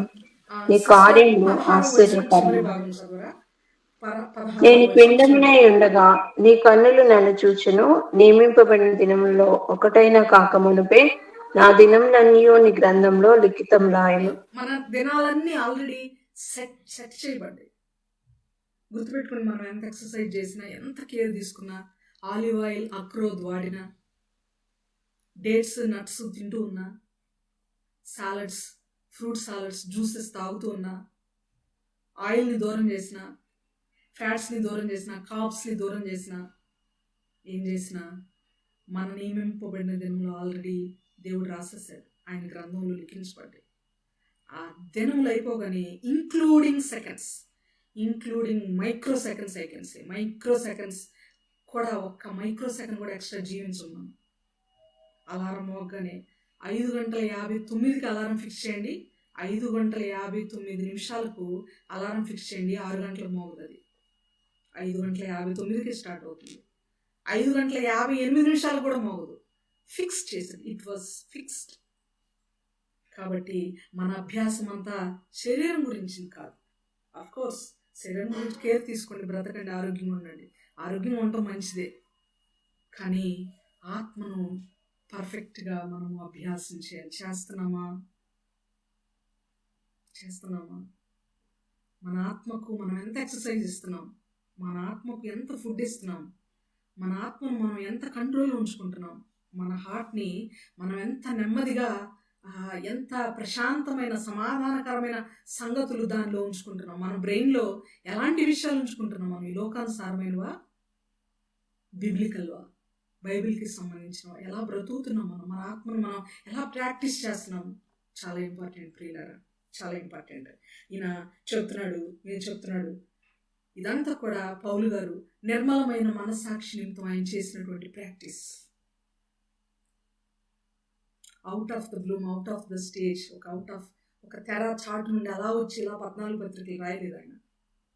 ఎందుకో పౌలు గారి మ్యాటర్ ఇస్తే అదొక వీక్ పాయింట్. నాకు పౌలు గారి మ్యాటర్ వస్తే ఆయన గురించి చెప్పకుండా ఉండలేం. నాకే కాదు, అనేక మంది దైవజనులు అవుట్ ఆఫ్ ద బ్లూమ్ ఆయన వచ్చేసి ఒక 14 పత్రికలు అలా రాసి ఇలా ఇచ్చలేదు. ఎంత ప్రాక్టీస్ ఉంటే, ఎంత స్పిరిచువల్ అవేర్నెస్ ఉంటే, ఎంత ఆత్మీయ వేదన. ఆయన అంటాడు, సంఘములను గూర్చిన చింత ఇంకను అనుదినము కలుగుచున్నది. ఎంత మాట అండి అది, ఎంత కాస్ట్లీ మాట అది. చిన్న గుంపులు గురించి మనకు చింత లేదు, చిన్న సంఘం మనం వెళ్ళే సంఘాన్ని గురించి మనకు చింత లేదు, ఇంట్లో విషయాల గురించి మనకు చింత లేదు. ఇంట్లో బియ్యం లేకపోతే చింత, కూరగాయలు లేకపోతే చింత, సరుకులు లేకపోతే చింత, అది ఇది లేకపోతే చింత, గొడవలు, అసమాధానం, మొహం మార్చుకోవడాలు, ముట్టి తిప్పుకోవడాలు, ఇవన్నీ ఉంటాయి. ఆత్మీయత లేకపోతే చింత ఉండొద్దా? పిల్లలు చెప్పిన మాట వినకపోతుంటే, బైబిల్ చదవకపోతుంటే చింత ఉండొద్దా? ఉదయాన్నే లేచి ఫస్ట్ దేవునితో మన పిల్లలు మాట్లాడకపోతుంటే చింతించొద్దా? మన భర్త ఆఫీస్కి వెళ్ళేటప్పుడు ప్రేయర్ చేయడం మర్చిపోయి వెళ్తుంటే చింతించొద్దా? ఫ్యామిలీ ప్రేయర్ మిస్ అవుతుంటే చింతించొద్దా? చింత సంఘములను గూర్చిన చింత అనుదినము కలదు. ఇంకనూ గొప్ప మాటలండి, గొప్ప మాటలు, ఒళ్ళు గగురు పొడిచే మాటలు. ఎంత ప్రాక్టీస్ చేస్తుంటే ఆయన, ఎంతగా బ్రతుకుంటే, ఎంతగా వాక్యమునకు విధేయుడైతే, ఎంతగా వాక్యం చేత అంటు కట్టబడితే, ఎంతగా వాక్యాన్ని హత్తుకొని బ్రతికితే ఎలా బ్రతుకుంటే 14 పత్రికలు ఆయన రాయగలిగారు. ఖండాంతరాలు, దేశాంతరాలు, ఒక మ్యాప్. అపోస్తులుడైన పౌలు గారు ప్రయాణం చేసిన ప్రదేశములు అనే మ్యాప్. ఆయన పేరు మీద ఒక మ్యాప్. అబ్రహాము పేరు మీద ఒక మ్యాప్. చిన్నవాళ్ళు కదా. అబ్రహాం అనగానే ఆయన మత్స్యములు మనకు గుర్తొస్తుంది. పౌలు గారు అనగానే ఆయన గత జీవితంలో ఎలా బ్రతికాడు అదే గుర్తుపెట్టుకుంటాం మనం. ఆ తర్వాత చూద్దాం మనం. ఒక పేపర్ ఇచ్చి ఒక డాట్ పెడితే డాటే గుర్తొస్తుంది మనకి. మిగిలిన వైట్ పేపర్ ఆ వైట్ స్పేస్ అంతా మనకు గుర్తుండదు, అదే కనబడింది మనకి. మనకు ఉపయోగకరమైన విషయాలు మన భక్తుల్లో నుండి, పితరుల్లో నుండి, వాళ్ళలో ఉన్నటువంటి మంచిని మనం తీసుకొని మనం కూడా అంతకంటే మంచిగా ఉండాలని చెప్పాడు దేవుడు. అది వాళ్ళలో ఉన్న చెడ్డని తీసుకొని దావీదు గారు లాంటి వారే పొరపాటు చేశారండి మనం అంతటోళ్ళం అని పాస్టర్లు అనుకొని దావీదు గారి లాగా బిహేవ్ చేశారనుకోండి. దావీదు గారు అజ్ఞాన కాలంలో చేశారు. పాత నిబంధనలు బహుభార్యాత్వం ఉన్నటువంటి దినాలలో. ఇప్పుడు చేస్తే దేవుడు ఊరుకోడు, చూస్తే ఊరుకోడు. ఫస్ట్ మోహపు చూపు వ్యభిచారం కంటే ఘోరమైనది అని తెలియచేసినటువంటి సందర్భాలు క్రొత్త నిబంధనలో ఉన్నాయి. కాబట్టి ప్రియులారా, మనం ఎలాంటి అభ్యాసం కలిగి ఉండాలి? ఇక్కడ ఏం చెప్తున్నాడు? నిర్మలులు అయి ఉండాలి, పరిశుద్ధులు, శుద్ధి చేసుకున్నవారు అయి ఉండాలి, వెలిగేవారు అయి ఉండాలి, నిర్మలమైన మనస్సాక్షి కలిగేవారు అయి ఉండాలి. అలాంటి వాళ్ళు ఏం చేస్తారు? అలాంటి వారు ఈ విషయాలన్నీ గ్రహిస్తారు. దుష్టులు మాత్రం ఈ విషయాలను గ్రహించలేరు అని 10వ వచనం చెప్పాడు. తర్వాత గనుక ఏ దుష్టుడును ఈ సంగతులను గ్రహింపలేకపోవును గాని బుద్ధిమంతులు గ్రహించెదరు. క్రొత్త నిబంధనలో 1 కొరింథీయులకు రాసిన పత్రికలో 2వ అధ్యాయంలో 9 నుండి 14 వచనాలు గుర్తుపెట్టుకోండి. ఈరోజు పడుకునే ముందు ఖచ్చితంగా చదవండి. 9 నుండి 14 వచనాలు, కేవలం 5 వచనాలే. 6 వచనాలు, 9, 10, 11, 12, 13, 14, 6 వచనాలు. 6 వచనాలు చదవండి. 6 వచనాలలో చదివిన తర్వాత మీరు ముందుకెళ్ళి 7వ వచనం కూడా చదవండి. అక్కడ కూడా 2 రకాల వాళ్ళు ఉంటారు. దేవుని వాక్యం ఎరిగిన బుద్ధిమంతులు, ఎరగని వారు, అర్థం చేసుకునే వాళ్ళు. అన్ని కాలాల్లో ఉన్నారు. మీకు మనకు తెలుసు, వాక్యం ఆల్మోస్ట్ అయిపోయింది. కయ్యూను హేబెలు కాలంలో, ఆది కాలంలో కూడా బుద్ధిమంతుడు హేబెల్ అయితే బుద్ధిహీనుడు కయ్యూను. బలిపీఠం దగ్గరకు వచ్చి తనను తాను సమర్పించుకుని సమర్పణ జీవితం కలిగి దేవునికి ఇవ్వవలసింది ఇచ్చిన వాడు హేబెల్ అయితే కేవలం ఒక కానుకలాగా, కేవలం ఒక పైకి హృదయపూర్వకంగా హృదయాన్ని ఇచ్చేవాడిగా కాక, మరి ముఖ్యంగా సత్క్రియలు లేనివాడుగా ఉంటాడు కయ్యూను. అతనైతే కేవలం ఒక కానుకలు ఇచ్చాడు. క్రియలు మనకు లేకుండా ఎన్ని కానుకలు ఇచ్చినా దేవుడు యాక్సెప్ట్ చేయడు అని కయ్యూను నుండి మనం నేర్చుకోవాలి. ఆ కాలంలో కూడా ఉన్నాడు కయ్యూను, హేబెలు, బుద్ధిమంతులు, బుద్ధిహీనుడు. అన్ని కాలాల్లో ఉన్నారు అలా బుద్ధిమంతులు, బుద్ధిహీనులు. సో మనం ఏం చేయాలి? కొడుకులు బుద్ధిహీనులుగా ఉంటే తండ్రులు బుద్ధిమంతులుగా ఉన్న వాళ్ళు ఉన్నారు. ఏలి కుమారులు, సమూయేలు కుమారులు. అన్ని కాలాల్లో మనం బుద్ధిమంతులుగా ఉండాలి. బుద్ధిమంతులుగా ఉండాలంటే 3 మెయిన్ క్యారెక్టర్స్. శుద్ధి చేసుకోవాలి. బాప్తిస్మం అనే శుద్ధి మాత్రమే కాదండి, అనుదినము వాక్యం అనే ఉదక స్నానం అనే శుద్ధి మనలో ఉండాలి. ప్రకాశించే వారంగా ఉండాలి. అనుదినము మన క్రియలు మనం చెక్ చేసుకోవాలి.